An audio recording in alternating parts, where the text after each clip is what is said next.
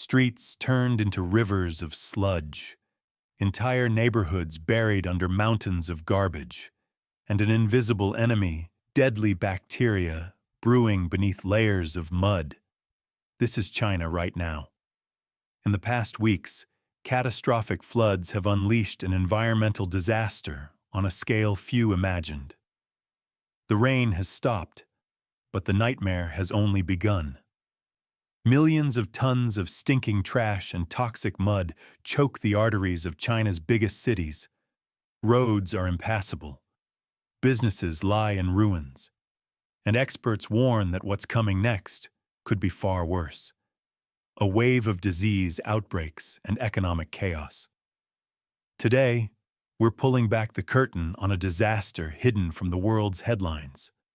Raw footage, shocking stories, and the truth about how China's cities could stay buried under mud and trash for years. Don't look away. This is China Panorama, and this is China after the floods. It began with relentless rain hammering southern and central China for days without pause. Meteorologists reported that some areas received over 500 millimeters of rainfall in a single week, enough to submerge entire cities underwater. Over 20 provinces and regions were affected. Among them, the worst hit included Hunan, Hubei, Jiangxi, Anhui in central south, Guizhou, Chongqing, Sichuan, Guangxi in the southwest, Guangdong in the southeast, and Gansu, Liaoning in the northwest and northeast. Combined, these regions are home to over 600 million people, a population nearly twice that of the United States. Satellite images captured vast brown swaths spreading across the landscape, where rivers burst their banks and farmlands disappeared. In Henan, water rose so quickly that entire villages vanished under torrents in hours. In Wuhan, the mighty Yangtze River roared over flood barriers. People fled with whatever they could carry. In Chongqing, roads collapsed as underground pipes exploded under pressure. When the storm stopped, cities were left buried under layers of mud up to half a meter thick. Garbage floated in pools of water glistening with oil. The streets turned unrecognizable. Cars sat half-submerged in sludge. Supermarkets reeked of spoiled food. In some neighborhoods, walls were stained brown halfway up, marking how high the water once stood. A resident in Jiangxi said, "It's not a city anymore, it's just mud." Trash mountains rose everywhere. Plastic bags, broken furniture, rusted bikes, electronics. The smell was suffocating, a sharp mix of sewage, chemicals, and decay. Locals moved cautiously. A woman in Anhui recounted how she almost stepped into an invisible sinkhole hidden under the mud. It looked solid, but suddenly my leg went all the way in. In Chongqing, firefighters found entire streets where asphalt had been peeled away like paper, exposing tangled rebar and hollow cavities below. The silence was haunting. Once busy avenues lay deserted, filled only with buzzing flies and the occasional splash of a falling chunk of mud. In Guangzhou, the business district, normally packed with traffic, now stands quiet except for the distant rumble of cleanup machines. What stunned people most was how quickly normal life collapsed. A shopkeeper in Hubei said, Morning, we were serving customers. By evening, the water was at our windows. But it's not just mud and garbage threatening China. It's invisible dangers lurking underneath. Sewer systems exploded under the pressure of floodwaters. Manholes burst open, spewing raw sewage into streets. The mud now plastered over cities is a toxic mix of dirt, human waste, bacteria, and parasites. Hospitals across Hunan, Jiangxi, and Anhui report surges in diarrhea, skin infections, and respiratory diseases. In many places, temporary clinics are set up in tents because hospitals themselves were flooded. A doctor in Hubei said, "People see mud, I see bacteria. Chemical contamination is another silent killer. Factories producing everything from fertilizers to electronics were submerged. Toxic chemicals leaked into water and soil. Residents in Shenzhen described rainbow-colored films on water and sharp chemical odors in the air. Tests show high levels of lead, arsenic, and mercury, all dangerous even in small amounts. Prolonged exposure can cause neurological damage, cancer, and developmental delays in children. In Guangdong, an environmental official said, "We've never faced contamination on this scale before." Mold is multiplying at alarming speed. The subtropical climate in southern China fuels black mold that climbs walls and furniture within days. It spreads invisible spores that cause asthma, lung infections, and chronic fatigue.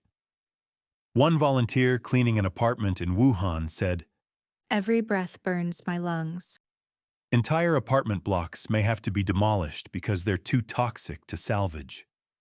Mosquitoes and pests bring new threats. Pools of stagnant water have become breeding grounds for mosquitoes carrying dengue, Japanese encephalitis, and malaria. Meanwhile, rats scavenge garbage mountains, spreading leptospirosis, a bacterial infection that can cause kidney failure.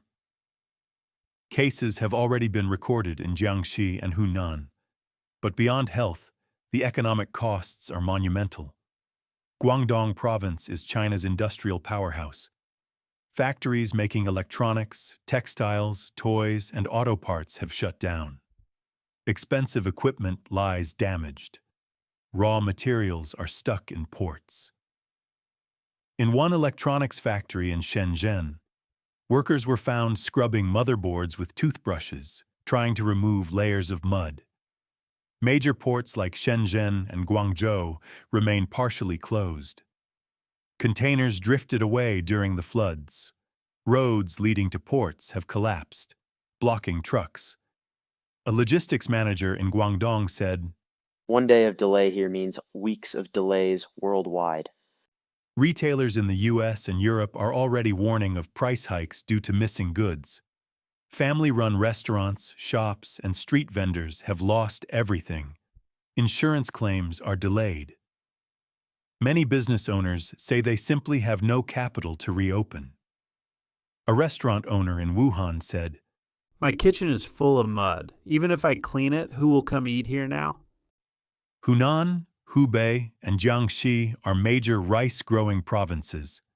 Thousands of hectares of rice paddies are now buried under toxic sludge. Fish farms are contaminated. Livestock drowned. Economists estimate tens of billions of yuan in agricultural losses. Food prices are rising sharply, hitting poorer families the hardest. Ground floor apartments are worthless. Mold, structural damage, and toxins make them impossible to live in. One real estate agent in Wuhan warned, People are afraid to buy houses near rivers now. Prices are dropping. the psychological toll might be the worst damage of all. People live in fear, save every penny, and hesitate to rebuild. Economists warn that consumer confidence may take years to recover. Amid devastation, a massive cleanup is underway. Soldiers in camouflage uniforms shovel mud into trucks. Giant pumps roar as they drain streets. Firefighters scrub apartment walls, trying to erase toxic stains. Sanitation workers scrub sidewalks, while volunteers carry buckets, shovels, and bags of garbage. In Hunan, college students organized themselves into teams, cleaning streets inch by inch. A young volunteer said, "It's our city. We can't wait for someone else." but the garbage is relentless.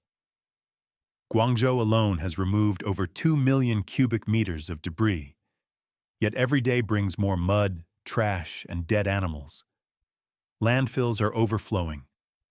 Residents protest temporary dumps, fearing toxins will seep into soil and water. Mold has become a silent invader. In some neighborhoods, mold grows so thick it covers walls like fur. Cleaning a single apartment can cost up to 50,000 yuan, money few families have. A woman in Chongqing said, We can't live in our home. It's poison now. time is running out. Doctors warn that the longer mud remains, the higher the risk of epidemics. Mosquitoes breed, mold spores fill the air, chemicals seep deeper into groundwater. Smaller neighborhoods feel abandoned.